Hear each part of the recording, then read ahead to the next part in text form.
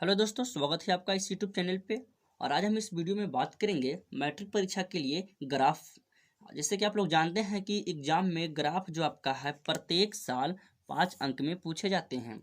तो इस बार भी अगर आप मैट्रिक का एग्जाम देने वाले हैं तो इस वीडियो को आप शुरू से अंत तक बने रहें। यदि आपको ग्राफ में कोई भी प्रॉब्लम है तो इस वीडियो को आप देखें, क्योंकि इस वीडियो में हम ग्राफ से रिलेटेड कुछ बात करेंगे और आपको हम कुछ ऐसे इंपॉर्टेंट क्वेश्चन देंगे जो एग्जाम के लिए काफ़ी इंपॉर्टेंट होगा और एग्जाम में उसी टाइप का क्वेश्चन हमेशा पूछे जाते हैं। तो सबसे पहले ग्राफ बनाने के लिए आपको क्या चीज़ का जरूरत पड़ेगा, पहले हम उसे बता देते हैं। तो आपको सबसे पहले ग्राफ कॉपी की जरूरत पड़ेगा, जो कि आपका इस तरह के ग्राफ कॉपी है। ग्राफ कॉपी की जरूरत पड़ेगा। उसके बाद फिर आपको ग्राफ कॉपी के बाद एक पेंसिल की जरूरत पड़ेगा। उसके बाद फिर एक रबड़ की चाहिए और उसके बाद एक स्केल चाहिए। तो ये आपका साढ़े तीन चीज़ जो आपका है ग्राफ में, ग्राफ डायग्राम करने के लिए आपको जरूरत पड़ेगा। समीकरण बनाने के लिए आपका पेन ही यूज है, पेन यूज कर सकते हैं। जब समीकरण को सॉल्व करेंगे तब पेन यूज कर सकते हैं। और बाकी जब ग्राफ को जब आप डायग्राम कीजिएगा तो उसके लिए आपको पेन का जरूरत नहीं पड़ेगा, बल्कि पेंसिल का जरूरत पड़ेगा। तो चलिए हम देखते हैं कि किस तरह के क्वेश्चन पूछे जाते हैं। तो बारी बारी से सारे क्वेश्चन को हम देखेंगे। यदि आप मेरे चैनल पर नए व्यूअर हैं, अभी तक मेरे चैनल को सब्सक्राइब नहीं किए हैं, तो मेरे चैनल को सब्सक्राइब कर लीजिए और बेल आइकन को प्रेस कर दीजिए। इससे आपको क्या फ़ायदा होगा कि हम जो भी वीडियो मैट्रिक परीक्षा से रिलेटेड हो या अदर कोई भी एग्जाम से रिलेटेड जो भी वीडियो अपलोड करें, जिसका नोटिफिकेशन आप तक पहुँच सके और हमारे वीडियो को सबसे पहले देख सके। तो चलिए हम वीडियो शुरू करते हैं और बारी बारी से सारे सवाल को सॉल्व करते हैं। देखिए, आपका प्रश्न इस टाइप का रहेगा कि दिया रहेगा कि समीकरण X minus Y plus one बराबर जीरो। और समीकरण आप एक समीकरण, पहला समीकरण ये हो गया X minus Y plus one बराबर जीरो। और दूसरा समीकरण 3x-2y माइनस 12 बराबर जीरो को ग्राफीय विधि द्वारा हल करें। इस तरह का आपको समीकरण दिया रहेगा, दो समीकरण आपको दिया रहेगा और बोलेगा कि उसको ग्राफीय विधि द्वारा हल कीजिए। तो देखिए, पहला समीकरण आपका क्या है, X minus Y plus one बराबर जीरो, ये आपका पहला समीकरण हो गया। और दूसरा समीकरण 3x प्लस 2y माइनस 12 बराबर जीरो, ये आपका दूसरा समीकरण हो गया। और यह दो समीकरण को आपको ग्राफीय विधि द्वारा हल करना है। तो हम पहले समीकरण को हल कर लेते हैं और x और y का मान ज्ञात कर लेते हैं। उसके बाद हम फिर ग्राफ डायग्राम करेंगे कि जो ग्राफ बनेगा वो किस बिंदु पर कट करेगा। तो चलिए सबसे पहले हम इस समीकरण को हल करते हैं। तो देखिए, समीकरण फर्स्ट है, तो चलिए हम यहाँ से समीकरण फर्स्ट से चलते हैं। हम एक दो कॉलम बनाते हैं, ठीक। इस टाइप हम समीकरण फर्स्ट लेके चलते हैं, X minus Y plus one बराबर जीरो। और इसमें है 3x minus 2y, sorry plus 2y, और क्या है माइनस 12 बराबर जीरो। तो इस समीकरण को आप इस तरह से लिख सकते हैं कि x माइनस वाई बराबर माइनस वन, ये लिख सकते हैं। और इसको भी लिख सकते हैं कि x 3x प्लस 2y क्या होगा बराबर, जो है माइनस 12 है तो जीरो के बराबर इधर आएगा तब क्या होगा, प्लस में होगा। और ये प्लस में है पटिया करके जीरो के साइड आएगा तो माइनस में होगा। यहाँ तक तो आपको समझ में आ रही होगी। अब आगे करते हैं, अब ध्यान दीजिएगा। अब हमको इससे, इस समीकरण से एक्स और वाई का मान कैसे ज्ञात करें, किस तरह से ज्ञात होगा एक्स और वाई का मान।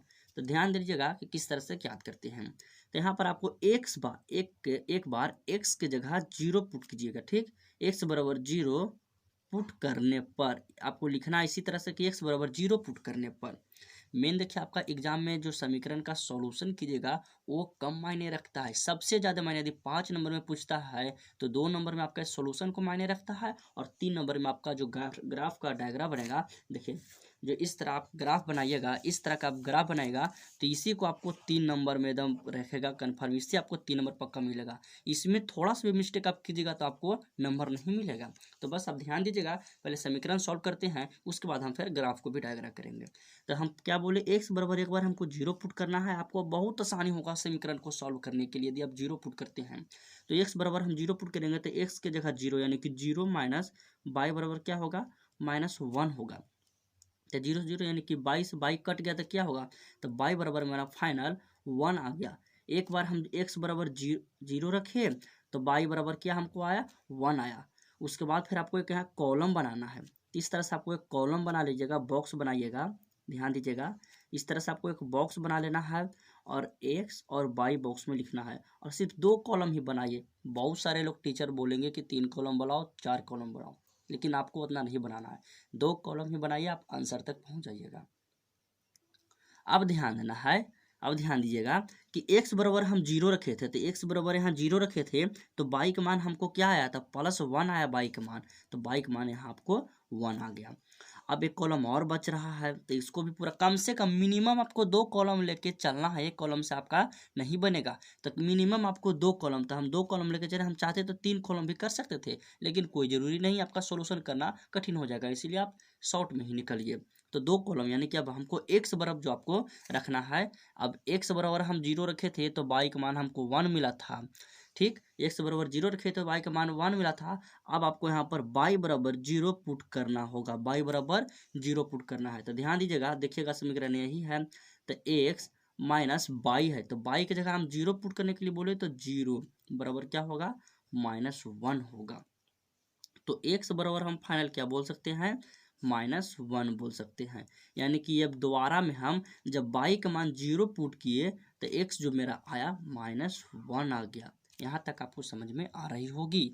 ध्यान दीजिएगा, फिर से एक बार रिपीट कर रहे हैं कि समीकरण जो आपका है, उस समीकरण में x और y को मान निकालने के लिए आपको x बराबर 0 पुट करना है, और समीकरण में x की जगह 0 पुट करना है, तो y बराबर हमको 1 आ गया, यानी कि x और y का मान हमको ज्ञात हो गया, तो एक कॉलम मेरा हो गया, x और y का मान, x का 0 और y का मान 1, तो एक कॉलम मेरा पूरा हो गया।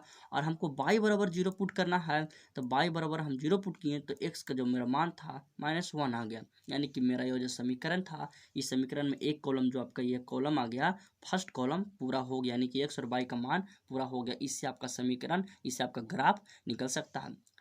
तो चलिए इसी तरह से दूसरा समीकरण को सॉल्व करते हैं। तो दूसरा समीकरण आपका ये है, तो इसमें भी आपको कुछ नहीं करना, x बराबर 0 पुट कर दीजिए, बहुत आसान है x बराबर 0 पुट करने। कोई बोलेगा एक क्यों नहीं पुट करते हैं, 2 क्यों नहीं पुट कर सकते हैं, कर सकते हैं, बट आपका थोड़ा लॉन्ग होगा, थोड़ा कठिनाई होगी, थोड़ा समस्या आ जाएगा समीकरण को सॉल्व करने में, इसलिए आप x बराबर 0 पुट कीजिए, दाम आसान है, इससे बहुत ही जल्द आप आंसर तक पहुँच सकते हैं।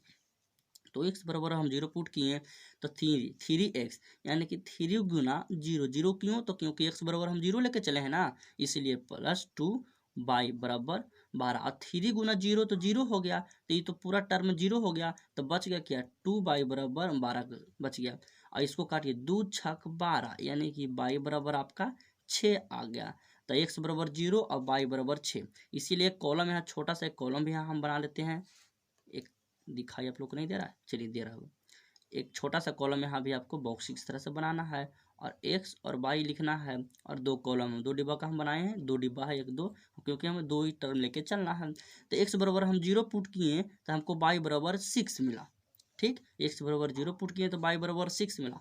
अब हम y बराबर 0 पुट करते हैं, y बराबर 0 पुट कर दिए, ठीक, तो y बराबर 0 यदि पुट करेंगे तो हमको x बराबर क्या मिलेगा, अब ध्यान दीजिएगा, 3x प्लस 2 गुना y है, तो y बराबर हम 0 पुट किए थे ना, तो 0 बराबर 12, तो ये हो गया 3x, और 2 गुना 0 ये तो 0 हो गया, तो लिखे या ना लिखे बात बराबर, इसलिए 12, तो 3 चौक 12, यानी कि x बराबर जो आपका आ गया, x बराबर यहाँ जो आ गया आपका 4 आ गया, यानी कि y बराबर हम जब 0 पुट किए तो x बराबर मेरा 4 आ गया। यहाँ तक आपको समझ में आ रही होगी। चलिए अब 2 कॉलम हमको पता चल गया, पहला कॉलम और दूसरा कॉलम पता चल गया, तब हम ग्राफ को अब डायग्राम करते हैं कि ग्राफ किस तरह से, अब कहाँ कटेगा ग्राफ, तो आप ध्यान दीजिएगा कि ग्राफ को हम किस तरह से डायग्राम करते हैं। समीकरण आपको समझ में आ गई कि किस तरह से सॉल्व किए हैं। चलिए अब देखिए, तो कॉलम में सबसे हाईएस्ट मान कहाँ तक है, एक एक इसमें है, इसमें 4 6, यानी कि सबसे हाईएस्ट जो मेरा है 6 तक है।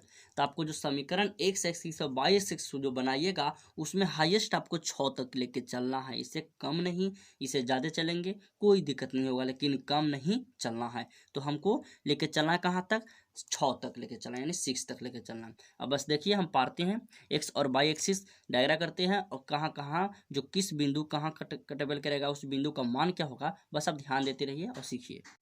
चलिए देखिए मैंने ग्राफ डायग्राम कर लिया है, पेन से किया, आप लोग को पेन से नहीं करना है, आप लोग को एग्जाम में पेंसिल से करना है। यहाँ पर तो हम बस वीडियो में आपको दिखाने के लिए हम पेन से किए हैं कि ताकि आपको वीडियो बढ़िया क्वालिटी में बन सके। देखिए ये x हो गया, और इधर x डैश हो गया, और इधर y डैश हो गया, और इधर क्या हो गया, y हो, सॉरी यहाँ y डैश नहीं, यहाँ y सिर्फ होगा, और नीचे आपका क्या होगा, तो y डैश होगा, ओके। और x जो होगा, एक्स देने आपका जो पॉजिटिव होगा और वाई देने आपका पॉजिटिव होगा और एक्स डैश जो होगा उसमें निगेटिव और वाई डैश जो होगा उस तरफ भी आपका निगेटिव क्वांटिटीज होगा। तो एक्स डैश में हम मैक्सिमम कितना तक लेके चले हैं, देखिए तो जो मैक्सिमम मेरा समीकरण में है आपका बाई यानी कि 6 तक लेके चले हैं, तो आपका एक्स में भी 6 तक लेके चलना है। ठीक, आपका मैक्सिमम क्या है 6 है, तो चलिए हम 6 तक लेके चलते हैं। तो यह जो आपका यहाँ पर आपका कट रहा है, यहाँ पर आपका मूल बिंदु ओ हो गया, मूल बिंदु ओ हो गया। तो इस तरह से जो ये लाइन ये रेखा जो आप देख रहे हैं, इसी रेखा पर आपको एक बिंदु देकर के एक डैश इस तरह से देना है और ऊपर में आपको 1 लिखना है। या पॉजिटिव साइड है तो इसमें +1 हो गया और यह अगला बिंदु आपका जो हो गया इस तरह से डैश दे करके 2 लिखना है। उसी तरह से 3 4 5 और यहाँ पर आपका 6, कितना हो गया 6 हो गया। तो सारा का सारा ये आप देख रहे हैं आपका पॉजिटिव क्वांटिटी है। ठीक, ये आपका सारा जो आपका है पॉजिटिव है। तो इसी तरह से आपको बाई में भी 6 तक लेके चलना है। तो बाई में इधर भी आपका पॉजिटिव होगा, तो पॉजिटिव 1 2 3 4 5 और 6। देखिए तो 1 2 3 4 5 6 इसमें सॉरी 5, यहाँ आपका 6 होगा। चलिए यहाँ आपका 7 दे देते हैं। 6 से आप ज़्यादा बढ़ सकते हैं लेकिन 6 से आपका कम नहीं बढ़ सकते हैं। क्यों? क्योंकि आपका समीकरण में मैक्सिमम वैल्यू 6 तक है, तो आपको मैक्सिमम 6 तक लेकर चलना है। उससे ज़्यादा चलिए कोई दिक्कत नहीं होगा, लेकिन कम चलेगा तो दिक्कत हो जाएगा, आपका समीकरण नहीं सही से कर पाएगा, आपका ग्राफ वगैरह सही से नहीं हो पाएगा। तो चलिए अब निगेटिव देने हमको चलना है। तो निगेटिव देने में भी क्या, जो ये रेकरिंग देख रहे हैं, इस लाइन देख रहे हैं, इसी लाइन पर चलना है ना कि बीच में चलना है। तो बीच में चलेगा आपका गलत हो जाएगा, समय आपका सही से ग्राफ नहीं खींचा पाएगा। तो इसमें रेकरिंग पर चलना है तो यहाँ पर -1 होगा, -2 होगा और -3 होगा और -4 होगा, -5 और -6 होगा। उसी तरह से नीचे बाई डैश में भी चलना है, -1 -2 -3 -4 -5 और -6। अब बिंदु कहाँ कहाँ कट करेगा तो इस समीकरण से हमें पता चलेगा। तो पहला समीकरण आपका यह था कि x - y + 1 = 0, तो उससे हम x और y का मान ज्ञात करके लाए। तो x का मान एक बार 0 आया और एक बार y आया। तो x का मान एक बार 0 आया तो 0, x का मान 0 यानी कि एक तो मूल बिंदु हो गया और y का मान 1 आया। तो 1 जो देखिए तो आपका पॉजिटिव आया है, तो 1 जो आपका पॉजिटिव है, y का मान पॉजिटिव, तो क्या x डैश y डैश नहीं होगा, इधर तो नेगेटिव है तो क्या होगा y की तरफ होगा। तो y के यहाँ यानी कि पॉजिटिव वहाँ 1 है। इस बिंदु पर आपको इस तरह से बिंदु करना है और उसके बाद y बराबर देखिए तो -1 आया है, x बराबर -1 आया है। तो x बराबर -1 किधर है, ये साइड तो पॉजिटिव है, इस साइड नेगेटिव, तो x बराबर -1 और y बराबर 0 नहीं किया तो मूल बिंदु हो गया। तो देखिए तो -1 और +1 पर एक कटान बिंदु बन रहा है। ठीक, -1 और +1 पर, तो जल्दी से -1 और +1 पर कट करते हैं। तो इस तरह आपको -1 +1 पर कट करना है, सीधी रेखा में कट करना है। तो हम देख रहे हैं इस बिंदु पे के बीच बीच में कट होकर के जाना। यदि थोड़ा सा भी मिस्टेक हो गया तो आपका ग्राफ डायग्राम सही नहीं हो पाएगा। तो यह जो रेखा आप कट किए हैं और समीकरण फर्स्ट से कट किए हैं, यानी कि x - y + 1 = 0 का समीकरण द्वारा कटा गया रेखा है। तो इस बिंदु पर आप कट किए हैं, तो इस बिंदु का जो नियामक होगा आपका, इस बिंदु -1 का जो नियामक होगा कितना होगा, नया नियामक तो होगा इसका -1, 0 होगा।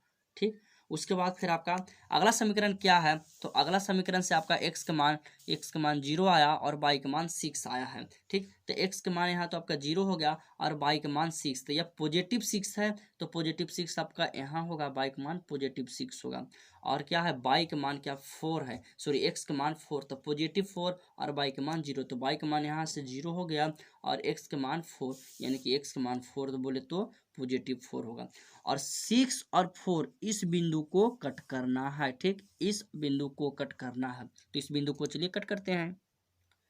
देखिए 6 और 4 तरह हम कट कर दिए, तो इस तरह का मेरा ग्राफ डायग्राम होगा। और ये जो रेखा कट किया है इसका समीकरण आपको लिख सकते हैं, चलिए नीचे ही लिख देते हैं। ये आपका दूसरा समीकरण क्या है, तो 3x + 2y - 12 = 0, इस समीकरण के द्वारा इस रेखा खींचा गया। तो ये जो बिंदु यहाँ पर 4 तरह कट किया है तो इसका नियामक होगा 4 कॉमा जीरो, 4,0 इसका नियामक हो गया। और ये देखिए तो इस बिंदु जहां जहां दोनों रेखा कट कर रही है, दोनों समीकरण का रेखा कट कर रही है, उस बिंदु का नियामक क्या हुआ? तो देखिए तो डैश आई, तो यहाँ पर देखिए तो 3 हो गया, और नीचे की बात किया जाए तो 2 हो गया। तो इस बिंदु का नियामक होगा 3,2 होगा। क्या होगा? 3,2। देखिए तो और आपका एक प्रकार का यह त्रिभुज का निर्माण हो गया। देखिए तो शीर्ष, पहला शीर्ष 3,2, दूसरा शीर्ष -1,0, तीसरा शीर्ष 4,0।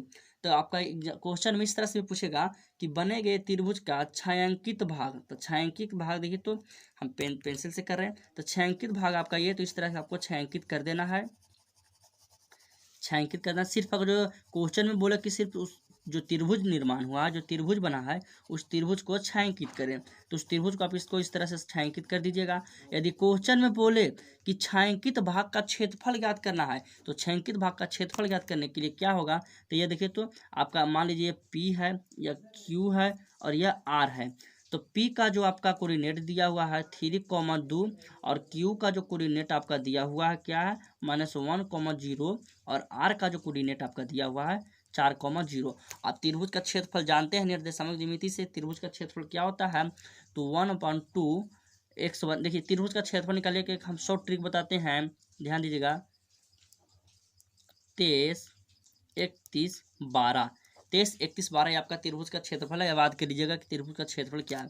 तो 1/2 into x1/2 -/3 plus x2 into क्या होगा? /3 -/1 प्लस x3 और y1 -/2।